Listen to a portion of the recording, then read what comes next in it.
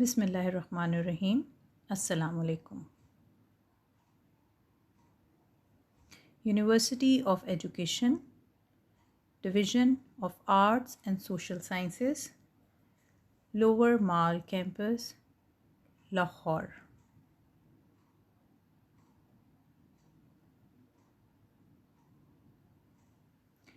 Techniques of design and course code is FINE 1116. This is Amna Suhail.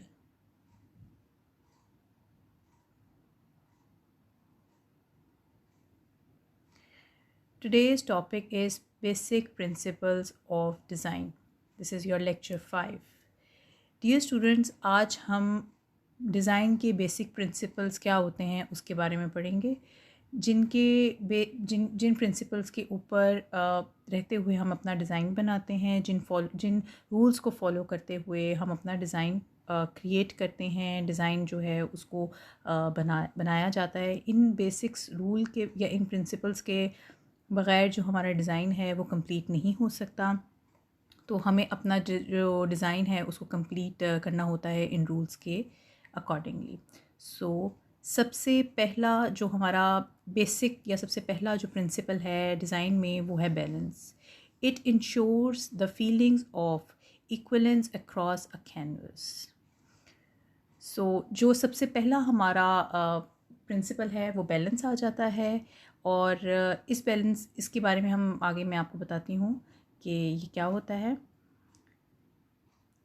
Well planned visual element, object, color, texture, space, feel, balance. Dear students, इस picture के अंदर आप देख सकते हैं कि किस तरीके से एक इमेज है जो कि एक मिरर इमेज आपको नज़र आ रहा है कि एक साइड पर अगर एक ब्लैक बॉक्स बनाया गया है तो एग्जैक्टली दूसरे उसके पैरेलल जो है वो ब्लैक बॉक्स बनाया गया है।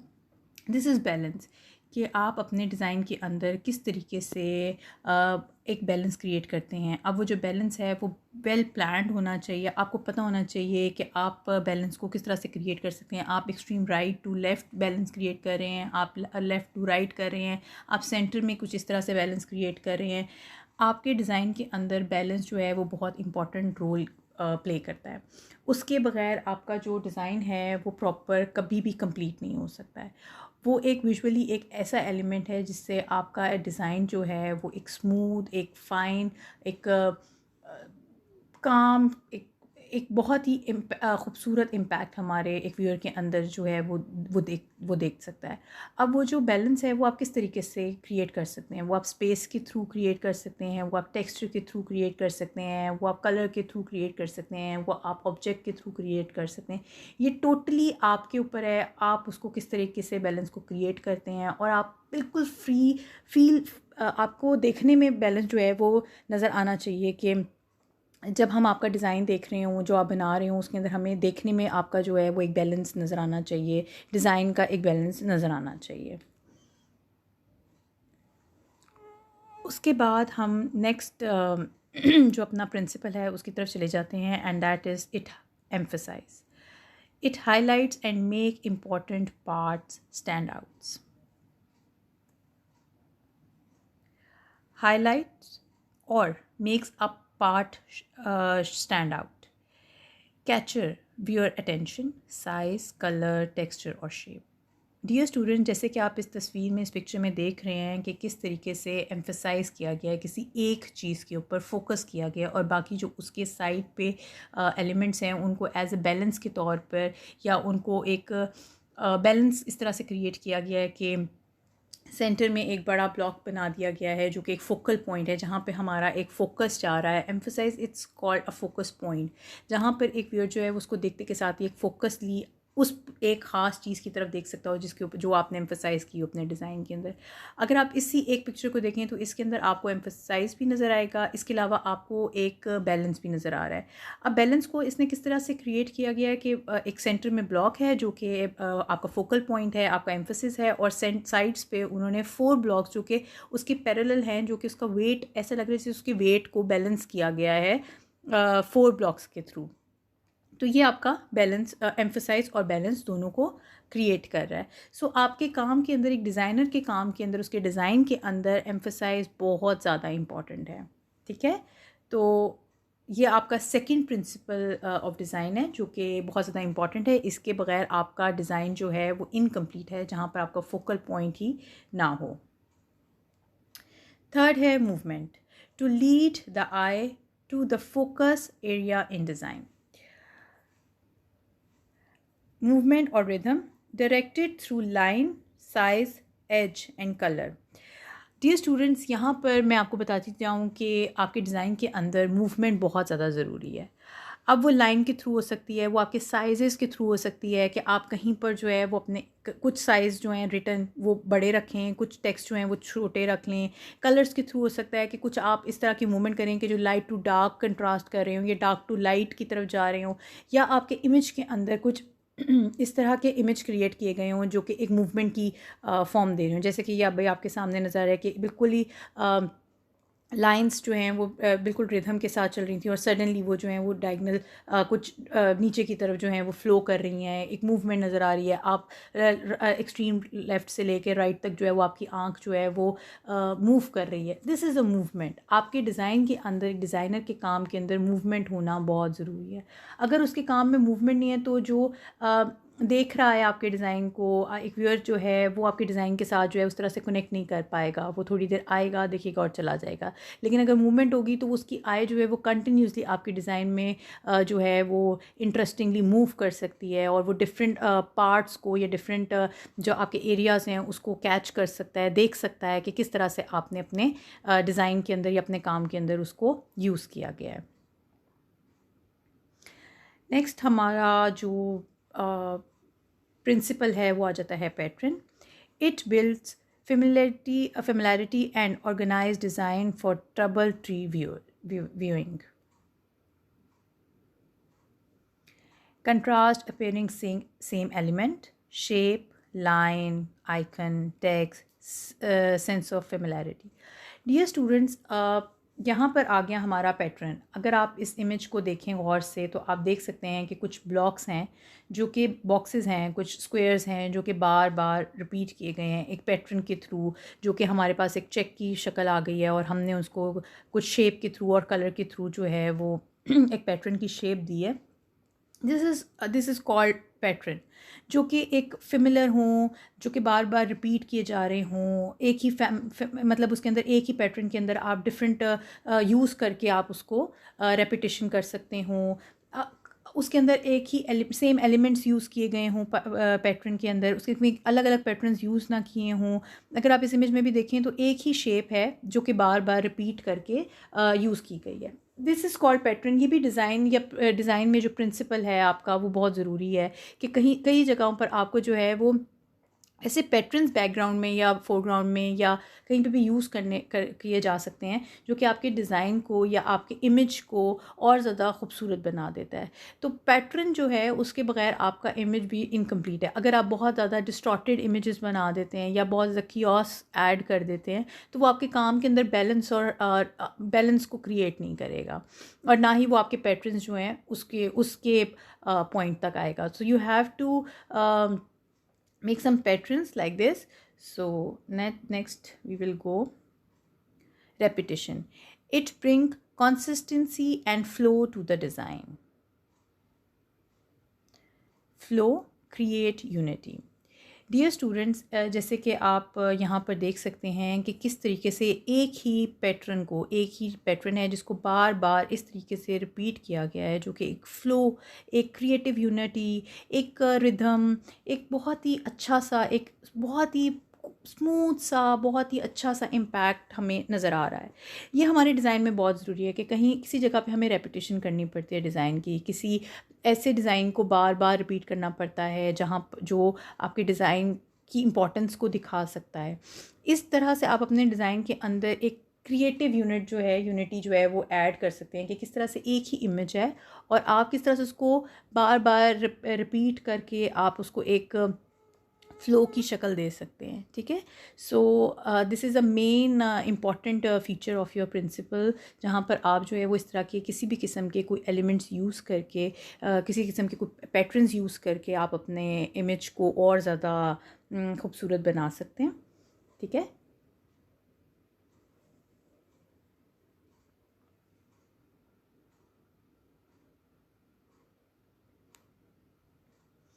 Proportions. It involves scaling of various elements to create a coherent design.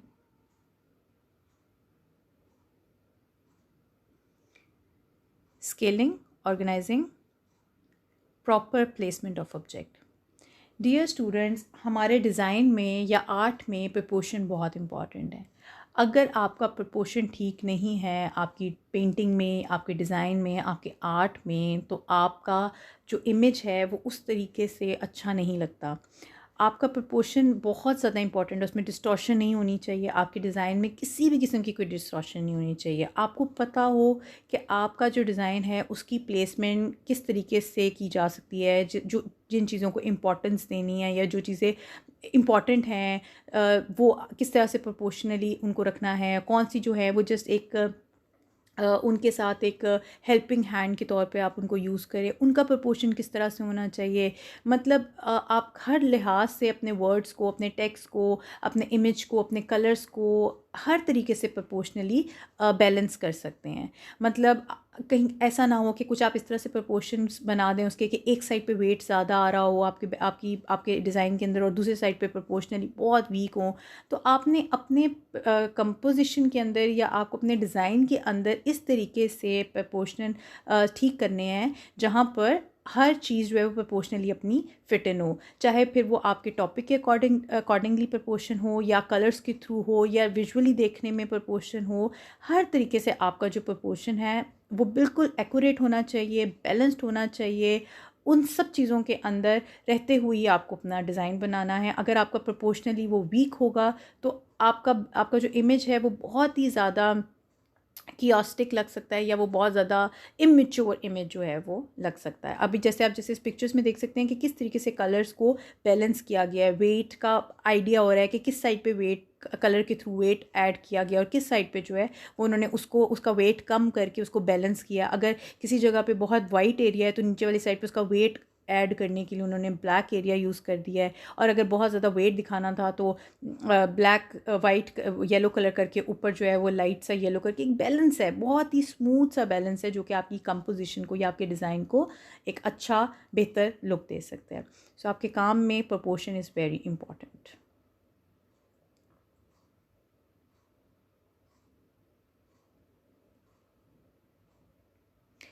Next है harmony.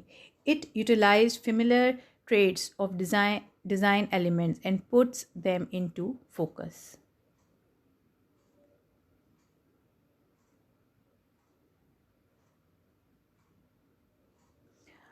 Arrangement of different designs, common and familiar trait, sense of coherence. Dear students, यहाँ पर आप देख सकते हैं कि हार्मनी कितनी इम्पॉर्टेंट है आपके काम में। किस तरीके से आप अपने चीज़ों की अरेंजमेंट कर सकते हैं, उन डिफरेंट डिज़ाइंस जो हैं उनकी अरेंजमेंट आप इस तरह से कर सकते हैं कि वो एक हार्मनी नज़र आए। हार्मनी और बैलेंस और रिदम का आपस में बहुत गहरा एक इंटरेक्शन है। अगर बैलेंस है, इसमें भी आप देखें तो एक बैलेंस हार्मनी नज़र आ रही है। ऐसा नहीं है कि बहुत बड़ा इमेज है और उसके अंदर बहुत छोटा सा कोई इमेज क्रिएट कर दिया गया है, या ऐसा नहीं लग रहा कि ये जो ब्लॉक है ये सर्कल के अंदर कंजस्टेड है। वो ऐसे लग रहा है फिट इन है उसके अंदर, वो उसका पार्ट लग रहा है, वो उसके साथ बहुत ही अच्छा इंटरैक्ट कर रहा है, इंटरलिंक कर रहा है। अगर तो ये कलर्स बहुत बैलेंस के साथ लगाए गए हैं, एक हार्मनी है दोनों के अंदर। कॉमन जो ट्रेड्स हैं फेमिलियर हैं दोनों एक दूसरे के साथ, सर्कल स्क्वायर स्क्वायर स्क्वायर, इसके अंदर हमें बहुत ही ज़्यादा एक हार्मनी नज़र आ रही है। अगर आपके डिज़ाइन के अंदर हार्मनी नहीं होगी, एक बैलेंस नहीं होगा, रिदम नहीं होगा, तो आपका डिज़ाइन बहुत ऑड लगेगा। मतलब वो ऐसा नहीं लगेगा जैसे कि आपके अंदर इतनी सेंसिबिलिटी होनी चाहिए डिज़ाइन को लेकर कि आपको इतना अनोखा होना चाहिए कि आप अपने डिज़ाइन के अंदर किस तरह से चीज़ों को बैलेंस, हार्मनी और रिदम के साथ जो है वो उनके साथ प्ले कर सकें। ऐसा ना हो कि कोई बिल्कुल ही ऑड शेप के साथ आप कोई और ही शेप लगा रहे हों और वो आपस में एक दूसरे के साथ बिल्कुल भी इंटरेक्ट ना करें हों। यहाँ स्क्वायर हो, स्क्वायर के अंदर आपने ट्रायंगल हो, ट्रायंगल के अंदर आपने स्क्वायर डाल दिया हो, या कोई और शेप लेकर आपने उसके साथ, मतलब आपका जो है वो इमेज जो है उसके अंदर बहुत हारमनी नज़र आनी चाहिए। वो बहुत वेल बैलेंस्ड होना चाहिए आपका जो डिज़ाइन है। ये आपका प्रिंसिपल का डिज़ाइन के जो प्रिंसिपल्स हैं उनका बेस्ट फीचर है, जिसके अंदर आपकी हारमनी होना ज़रूरी है, एक स्मूदी लुक आना बहुत ज़रूरी है।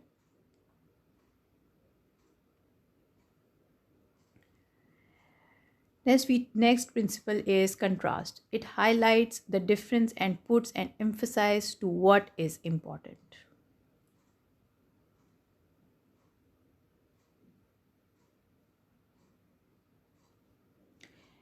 Contrast between element in a design, accentuations of contrasting characteristics, light versus dark, smooth versus rough, not only applied color, contrast work with an design elements. Dear students, यहाँ पर हमारा एक और बहुत इम्पॉर्टेंट प्रिंसिपल है जो कि है कंट्रास्ट। ये हमें ये बताता है कि कौन सी चीज़ जो है उसको हाईलाइट करता है, कि कौन सी चीज़ जो है वो इम्पॉर्टेंट है, उसको एम्फसाइज करता है और बताता है कि ये चीज़ हमारी इम्पॉर्टेंट है या इसके ऊपर हम ज़्यादा फोकस करना चाह रहे हैं।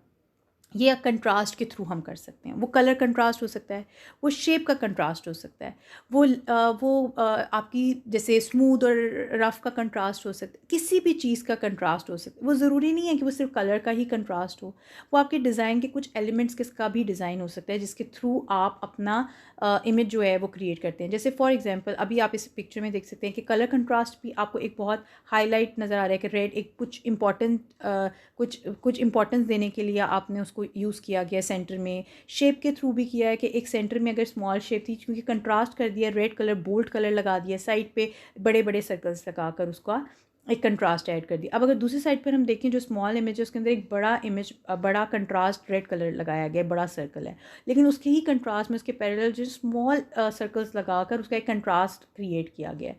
ये नहीं किया कि हर तरफ जो है वो रेड रेड कर दी है या हर तरफ जो है वो एक जैसी शेप्स ऐड कर दी है। इसमें मूवमेंट है, इसमें बैलेंस है। इसके अंदर जितनी आपने पिछले प्रिंसिपल्स पढ़े हैं वो सारे आपको नज़र आ सकते हैं इस छोटे से इमेज के अंदर, जिसके अंदर मूवमेंट है, इसके अंदर एम्फेसिस है, इसके अंदर हारमनी आपको नज़र आ सकती है, प्रपोर्शनली बिल्कुल एक दूसरे के साथ अच्छे तरीके से मर्ज हो रहे हैं। तो ये सारा कुछ जो है ये आपके प्रिंसिपल्स में आता है। Variety, it adds flavor to the design, making it more interesting and encouraging.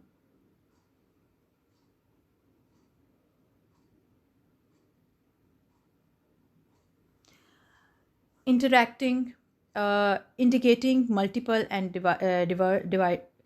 devices, interest and spark visual appeal. Variety bring flavor to design. So dear students, इस इमेज के अंदर आप देख सकते हैं कि किस तरीके से डिफरेंट शेप्स के साथ एक वैरायटी को प्रेजेंट किया गया है। इसके अंदर दो शेप्स को ज़्यादा किया गया है यूज़, और वो है स्क्वायर और सर्कल्स। लेकिन हम देख सकते हैं कि किस तरह से शेप्स के थ्रू एक वैरायटी हमारे पास नज़र आ रही है, किस तरह से एक बैलेंस हमें बहुत ही अच्छे तरीके से हमें बैलेंस नज़र आ रहा है कि शेप्स को कितने बैलेंस के साथ ऐड किया, कि स्क्वायर के साथ किस तरीके से एक सर्कल लगाया गया है और सर्कल के साथ स्क्वायर लगाया गया। अगर एक शेप को एम्फेसाइज किया गया है, बड़ा किया गया, तो दूसरी शेप को उसके पैरेलल बहुत ही अच्छे तरीके से कंट्रास्ट किया गया है। एक मूवमेंट इसके अंदर हमें एक बहुत ही अच्छे तरीके से नज़र आ रही है कि किस तरह से एक मूवमेंट सी नज़र आ रही है। हमारा एक साइड से अगर हमारा फोकस जा रहा है तो दूसरी साइड पर जाकर हमारी आंख जो है वो रोटेट होकर वापस एक ही पॉइंट पर आ रही है। एक शेप्स की रिदम एंड हारमनी हमें बहुत ही ज़्यादा अच्छे तरीके से नज़र आ रही है, जो हम इस पूरे के अंदर देख सकते हैं। हमारा इंटरेस्ट भी नज़र आ रहा है। मतलब एक वैरायटी जो है आपके काम के अंदर, आपके डिज़ाइन के अंदर, वो इतनी ही इंपॉर्टेंट है जितना आपका डिज़ाइन है। अगर आप अपने डिज़ाइन के अंदर कोई ऐसी वैरायटी ऐड करते हैं जिससे जो देखने वाला है वो उसको बहुत ही अच्छे तरीके से, मतलब थोड़ी देर टाइम लगे उसको देखने में, समझने में, वो थोड़ा इन्जॉय कर सके आपके इमेज को। सो this is important, this is very important कि जो देखने वाला है वो आपके डिज़ाइन की तरफ खड़े होकर उन सारी चीज़ों को देख सकता हो या एनालिसिस करे कि आपके डिज़ाइन, आपके जो डिज़ाइन है उसके अंदर ये सारे प्रिंसिपल्स हैं। सो ये सारी चीज़ें जो है आपके डिज़ाइन के अंदर, ये एक ही इमेज के अंदर आपको जो है वो नज़र आ रही हैं कि किस तरह से हमने प्रिंसिपल्स को, इन सारे प्रिंसिपल्स को हमने एक ही इमेज के अंदर हम बहुत ही क्लियरली देख सकते हैं। ठीक है। सो आई होप स्टूडेंट्स कि आपको ये जो प्रिंसिपल और जो डिज़ाइन के जो प्रिंसिपल्स हैं इनकी समझ में आया होगा। और आप को किसी भी किस्म की कोई प्रॉब्लम हो आप मुझसे बिल्कुल पूछ सकते हैं। और आइंदा आप कोई भी अपना डिज़ाइन बनाएं या बनाना चाहें, या कोई पेंटिंग हो या कोई भी डिज़ाइन हो, आप ज़रूर उसमें इन प्रिंसिपल्स को ऐड करते हुए अपने डिज़ाइंस बेहतर तरीके से बना सकते हैं। सो आई होप कि मैंने आपकी किसी भी किस्म की इन सारे इस लेक्चर में मदद आई हो आपको, और कोई क्वेश्चन हो, कोई प्रॉब्लम हो तो एनी टाइम आप मुझसे पूछ सकते हैं। So thank you so much, take care, अल्लाह हाफिज़।